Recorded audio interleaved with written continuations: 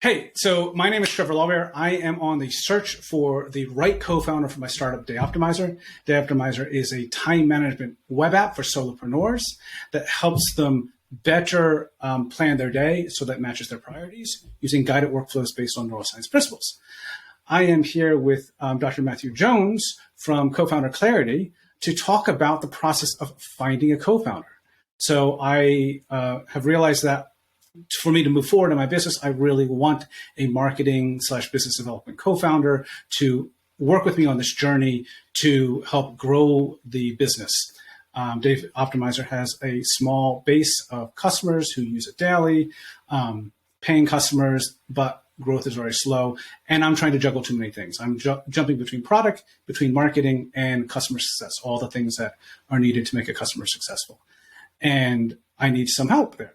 And so I'm looking for a co-founder, and we're going to jump in and see what are some of the ways that Dr. Matthew Jones, as a co-founder coach, can help. Because it's my belief that a co-founder coach can not only help coach existing co-founders, they can also help you find the right co-founder so it's a good co-founder fit, so you don't make a co-founder mistake at the beginning. Would you say that's an accurate statement? I'd say overall, yeah. Why don't I tell you a little bit about the work that I've been doing, because I think it will segue pretty well here. Perfect. So for the last 5 or so years, I've been working, I'm a licensed psychologist, and for the last 5 or so years, I've been working with founders and co-founders in particular, teaching them how to navigate conflicts more effectively. And after speaking to, well over 100 founding teams in the last 2 years, part of what I've learned is that what separates the highest performing teams from everyone else is not an absence of conflict. It's actually that they've learned to navigate those disagreements more effectively. And one myth that I want to just bust immediately in this conversation especially is that there is a perfect co-founder pairing. Because I see a lot of VCs out there saying, they talk about this ideal pair. And yes, do you need complementary skill sets? Of course. But regardless, so yes, there are some that are better than others, some personality matchups that are better than others. And there is no such thing as a perfect partnership. There are always going to be shortcomings, differences that need to be managed. And so part of the work that I do is giving people the skills and the frameworks that they need in order to make those conversations more effective when those bumps in the road, those difficult moments, those pressures increase some of the tension in the partnership. Excellent. Yes, I think that is a good reframing of saying that you're not looking for the right co-founder. And I'm very big at the word fit and saying I'm looking for a good fit. And perhaps the way to say that is I'm looking for a better fit, in that, like, it's not going to be necessarily the ideal fit, but I'm also, in decision-making, I've learned one of the best ways to make better decisions is to make fewer bad decisions. And so a lot of times what people do is they focus so much on trying to be perfect rather than eliminating the imperfect or eliminating the really bad stuff. And if you just eliminate the bad stuff, you're automatically going to be moving your average up. Yeah, I think that's right. And I think, Trevor, I don't know how much of this you've shared, but you have some written materials on the subject about how to find a co-founder and the rest of it. And it was super thorough. I was very impressed with the materials that you put together and the resources. There's a lot of detail in there. And so I think part of what's interesting for you, but then also for other people out there here as well, is finding, I like your funnel approach that you've talked about. And there needs to be some sort of fluidity to kind of experiment a little bit here and make this also a fun process that isn't just about getting the thing done. Because my sense is you might be the type of person who gets gratification from doing the work and really likes that and can make it a whole thing. And so I think part of the challenge is to lean into the other side of, how can I make this an enjoyable thing where I just meet people and we kind of take it one thing at a time and see where it goes as well. That's really interesting because I was actually thinking before this call. So I have this, I haven't actually added to the document yet right now, and we can get into this. I have this 3-step process for my qualification. Let me back up. So basically what I decided to create was this, what are the steps to looking for a co-founder? So I created a prepare step, search and attract, then qualify, vet, partner with them, and then nurture that partnership. And so as part of the qualification step, you talked about the pipeline. So my goal here is I'm going out and searching. I believe there's plenty of people somewhere in the world who fit me. So you're right. There's not just one person, there's many people, but reaching them is a challenge. So if I can get 10,000 people to view my landing page, out of those, I might get 25 conversations. From that, 5 of those might actually qualify to where we go into a much deeper vetting process. And then at the end, we have 2 or 3 choices that we figure out who's going to be the best partner. In the qualification phase, because I have to talk to 25 people, how do I do that, right? And so right now, I have sketched out a 3-meeting process where at the end of any meeting, we can say no, right? And that meeting, just quick, the calls are, first, look for the no. Are there anything that's a really clear, no, this isn't going to work? Second is establishing a rough fit. So making sure that the needs and values and stuff are in just rough alignment. And then third, getting to know each other, making sure that we like each other. The reason I put getting to know each other third was I didn't want to make sure that we liked each other and then we're biasing our fit because of that. But going back to what I was saying before this call, I was realizing that I not only want to, if it's a clear no, it's not no and let's end the call. It's no, you're not going to be necessarily, it's clear that you're not the right co-founder here, but can we still talk? Can we still network? Can we still establish a relationship? Because you never know what might happen in the future. Yeah.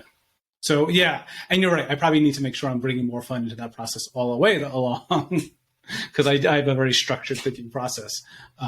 But very structured, which is one of your strengths and superpowers. And so what I imagine is, even though you might be attracted, so to speak, to other people who have similar thought processes, for that complementary skill, for those other components to really gel as a cohesive partnership, you might actually challenge yourself to tolerate some of the other people's ambiguity or lack of linear thinking. They're more abstract, maybe intuitive types, and just know that it might not feel like, oh, this is the perfect thing immediately, but it's something that could build over time.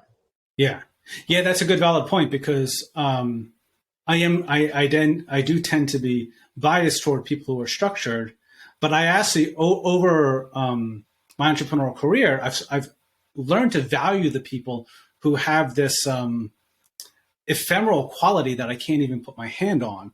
And they're the people who can go out and sell and market a product in a way that I can't even get to that level. And so that's really important to realize. And I also look at it when I think about the partnerships that have been successful, or like my dance partnership, is my other partner isn't necessarily always thinking in those ways, but they appreciate the way I think. And then I appreciate the additional stuff they bring to the process. So we're kind of working together to build this thing. Like, I'm working to define things clear, and they're giving everything much more color and making it sort of like I'm drawing the lines and then they're coloring in the lines. And that's what creates the full picture. No one wants to see just a blank coloring book, but also it's useful to have the lines to color in. Mm-hmm. Absolutely. And I think part of what I'm thinking about as you mentioned that is, it makes me curious, like how you met the dance partner and all of that, because I was wondering if it was like an instant fit kind of a thing, or if it took some time to evolve. No, that was, as our teaching partnership, we had already been dancing for a while. So from the dance perspective, yeah, it was an instant fit. So, and that was where we both were at a certain level of competence in our dance skill. So when we came together, we could immediately go, oh yes, we dance in the same way. Our rhythm and stuff like that are the same. Now, of course, like we're each bringing different things to the table. Like I'm coming in as a leader. She's coming in as a follower. Her approach to dance and learning dance is different than my approach. So it is very much like a classic partnership that you're talking about, where we're two very different people coming together, but it was an instant like, wow, that was an amazing dance. We should dance some more. And then over time, she started teaching and then brought me in under that. So yeah, we first started the process of kind of dancing and working together before doing that. I don't have that luxury with this partner necessarily, because I'm trying to do a more quick, rapid co-founder find. Mm-hmm. Yeah. And what other questions are coming to mind? Yeah, so one of the things I had, there's tons of co-founder questions out there. And you've got a great list, this 20 revealing questions to ask. And first round has 50 questions. There's all these questions out there. And I realized the thing that I haven't seen that is lacking is when to ask which types of questions. So again, like, I'm starting with a 30-minute meeting, and then we'll do like maybe a 60-minute meeting or so on, for both, even going through your 20 questions. But like, I think for first round, they say, yeah, here's 50 questions, takes 6 hours to go through it. Well, that works if you determine they're that good, that it's worth spending 6 hours with them. But yeah, how do you figure out which types of questions to ask earlier, in the early, middle, and late part of the process? Yeah, it's interesting. So I'm a more intuitive type. Okay. I'll just get that out of the way. So, but I also have an appreciation for structure. So I feel like this is kind of a fun middle ground here, where I think part of that has to be felt out within the pairing. Okay. For example, there's different levels of vulnerability that is accessible to people in their first time meeting them. And so I think there has to be some sort of attunement to that process between the two of you. Is this feeling like an easygoing conversation? Is there some trust that's starting to be built? Is there a little bit of camaraderie, a nice pace of the conversation?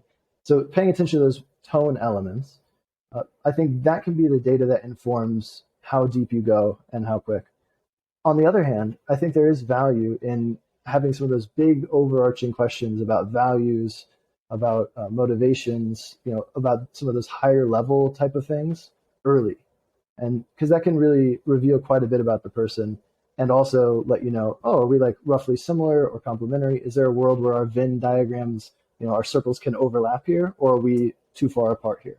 Yeah. So I think some of those bigger questions are appropriate, but I wouldn't push on some of the more nuanced until you get a little bit further in the process.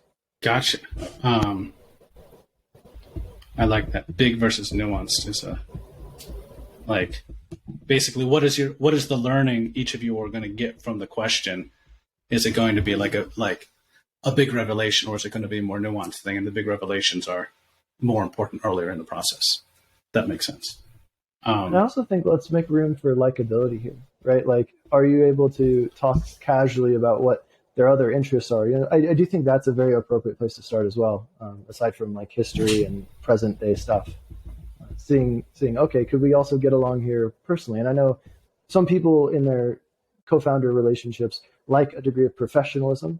Yeah. Many, however, do gravitate toward, do we have the capacity for friendship? So even if it's not an established relationship, is there something here where there's some likability where we can anchor in that and leverage that in moments of difficulty? And I think in general, what I've seen is whenever there's at least some of that there, that can be a resilience factor for those other times. So, for example, if you're able to make jokes, some co-founding teams are really great about this. They can laugh. They can't do other things, but they can laugh together. Okay. So trying to just feel out, are there certain areas where it is kind of a natural dance between the two of us? Okay. Yeah. There's so one, I like that idea of the capacity for friendship rather than looking necessarily for a specific friendship. That's a neat way to put it, and that's interesting that you see those partnerships being more resilient. The other thing that brings to mind is in dance we have this concept called harmony. That's the German word for it. I don't remember the English word for it, but it's where you it's when you both are moving in concert. And there's this really natural give and take between two people. And when it's like, you will end a dance and someone's like, oh, wow, we had really great harmony for that. And I think that might be a useful concept to apply this, is looking for harmony. Is there, not harmony meaning peace, but harmony is almost vocal harmonies, right? This working together where everything gels. Yeah, like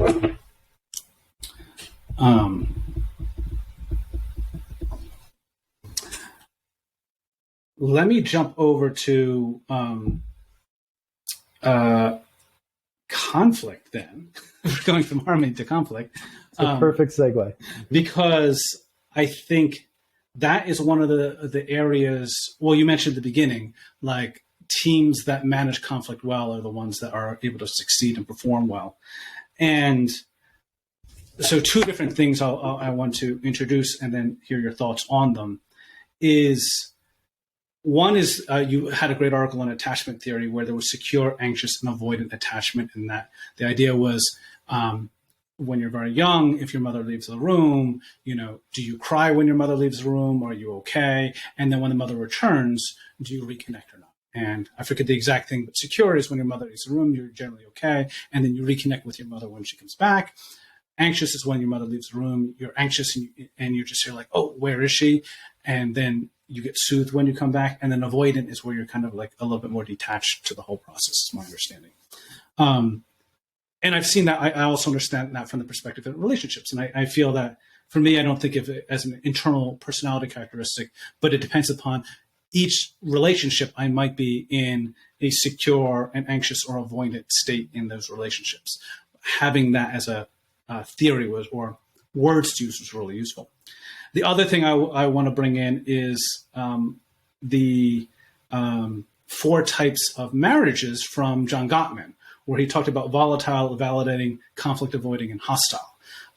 So years ago, I was having issues with my last partnership, and we read some marriage books, learned that framework. I learned at that time I was conflict avoiding. I have since been doing a lot of work to kind of shift more toward a validating relationship style. But I'm wondering, one, how the attachment theory and conflict resolution or marriage conflict resolution, marriage conflict styles tie into finding the right co-founder and making that successful. And two, are there ways to evaluate early in the process that you're a good fit, or is that just something where you have to experience it together and you work that out? So my thoughts on this are that, let me pull back. So you mentioned attachment theory. One really helpful theory for co-founders in particular to pay attention to is called emotion-focused couples therapy. And this work is fantastic, and it builds on the foundation of attachment theory and then describes the different relational dances that couples find themselves in. And of course, this is based, much like Gottman, on marital research. However, there are certain cross applications into the realm of co-founder coaching, co-founder therapy, because we are all people, even if we do different things and find ourselves in different types of relationships, there are still certain psychological principles that hold steady. One of those being attachment styles, to your point. And part of what is so awesome about EFT is it goes through and it talks about 3 different arrangements based on those attachment styles. One is a pursuer and a withdrawer. So someone who's more anxious in the conflict, maybe critical of the other partner, maybe asking a lot of questions. Basically, if something's going wrong, they're pursuing the other person. They're taking action, try to figure out what's going on, etc. And then the withdrawer is the individual who then is actually pulling away emotionally. They're saying, okay, I'm overstimulated. I need a bit of a break. I need some emotional distance here. And that's a very common, I think the most common type of relationship dynamic. I believe they call it doing the tango. And so this is something that happens quite a bit. And so basically the solution then is for basically the pursuer on one hand to try to turn that down a little bit. So stop jumping in and asking all these questions. You're being quite critical. Just slow that down a little bit. And then having the withdrawer try to be a bit more present and engaged in the conflict without needing to, because they're too overwhelmed, totally shut things down and disassociate or disconnect. And so that's one very common. And then there's also pursue. That's kind of your explosive stuff, and withdraw. That's kind of that conflict avoidance stuff you were mentioning with Gottman. And so those styles, though, part of what's interesting, as you're doing these type of interviews, you can ask people, how do you handle conflict? How does it show up in other close relationships? You might even feed them a couple of these options. I'd be very curious with that information and that language, how they would identify themselves. However, ultimately, that's a very, that's coming from a place of awareness. And as a psychologist who does this work, part of what really interests me are the things that are not yet conscious. And so the ways that what we're not thinking of or directly contacting within ourselves impacts the way that we think, feel, and behave. So part of what I would say is you can have those conscious conversations, but you won't really know how this partnership functions until you're both working together there's some type of skin in the game, at least emotionally. It doesn't even have to be equity, but and then you're under stress, because that's whenever your real characteristics start to come out. Yeah. Interesting. Yeah, and I have later in my vetting process, I don't know if we'll do this, is doing things like trying to go to a startup weekend and work on a team together. And in that case, you're trying to build a whole product over the course of a weekend. You get very little sleep, so it's a very stressful thing. You're trying to win. So I think that might actually meet your 3 criteria of working together, skin in the game, and stress. And then seeing, because I've done a couple of those in the past, and you learn a tremendous amount about people watching how they interact. Like, there were people on my team I could clearly identify, like, yes, I would clearly work with you in the past. In the future, nope, I'm never going to work with you. And because how do you simulate stressful environments in a similar way to the stress of a startup, so you can see how people truly react under stress? I love that point. It's very similar to doing performance-based components in interviews, right? Yeah. If there's not that performance-based, people can tell you all day, yeah, this is awesome, I'm great under stress or whatever. It's another thing to say, okay, how are you going to handle this work-related task? Let's actually do one and then experience it. It gives you much more information. Excellent. There was some thought I just had in there. Oh, yeah. I was just going to note that this is kind of a little orthogonal to that, but I have noticed, so I am a written processor. My girlfriend is a verbal processor. So when we are needing to work something through, she needs to talk it through, whereas I need to think it through and write it down. I think mostly through writing, but I can also think without that. I think you also had it as an internal versus external processor or something like that. We name it verbal and written because for her, it's much more about the verbalization of that with someone on the other end. So it's not just talking to herself. She has to have someone there, and then she processes it, and then I process a lot more internally. And I noticed that one of the people that I really admire in building up his startup was Dharmesh Shah from HubSpot. And he recently posted something about how all their communications, he really hates the phone and he hates meetings. So almost all their communications and debates were written down. And so because his partner, whose name I'm blanking right now for whatever reason, was also able to do that, they were able to have these intense debates and discussions all via email, and also make that visible to the rest of the company to participate in that. So I don't know if this is a question or just a thing of like, I guess the question is it important to have those matched or not? Like, and I think I'm going to answer my own question and say probably not, because me and my girlfriend work fine with her as a verbal processor and me as a written processor. But just being aware of that like when the person is coming at you and saying a bunch of things, they're not necessarily stating them as this is fact, they're processing through that. And you can act as the foil to help them gain clarity on their own internal thoughts. I think you've nailed it. I think this goes back to the myth of the perfect pairing. It's impossible to match each other on every characteristic. There's going to be those differences. Yeah. And those differences can actually be strengths, especially in a marriage, in a relationship, and in a co-founding partnership, right? It's really about navigating that. So to your point, being aware, that's actually the best part. And that's what I really enjoy about the way that you're going about this. Ideally, at the end of this process, because most people don't do this, right? Most people, it's a very casual sort of thing. And I would actually encourage those people to follow a bit more of your structure, because it could be really helpful. Because the more consciousness you can bring, the more awareness you can have of your differences, then the better you can navigate them. Because what you've talked about someone who's a verbal processor versus written, this happens all the time. And often what I've seen, even this week in some of my sessions, is that the verbal processor is trying to talk through an idea or to think through something. And then the written processor feels like, oh no, they're changing their mind about this critical decision we've agreed on 5 months ago. Oh no, they're critiquing me or whatever. And so it becomes a very source of distress, a very painful source of distress. But in keeping the awareness of, oh no, actually, I'm just having this space to talk. I just need to talk through this. And actually, I would encourage the person to say that, right? It's part of framing the conversation, being very direct. oh, I just need to talk through this. I'm not trying to change anything. Just like, if you're open to just listening, that'd be super helpful. Those type of boundaries and conversations, I think, are, a good way to navigate these differences, to keep them in mind so that they can be the source of strength in the partnership rather than a liability. Nice. I just want to reiterate two of the things you said, which I really liked.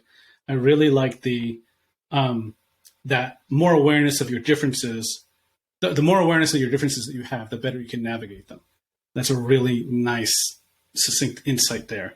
And then the idea of framing the conversation, especially when these conversations are like, I am not looking for, what am I looking to get out of this conversation? Am I looking to us to make a decision? Am I looking to say I'm disagreeing with you, or am I looking just to discuss? So I know we're nearing a little bit end of our time. Do you have time for one more question? I actually do have to run to a session. Okay.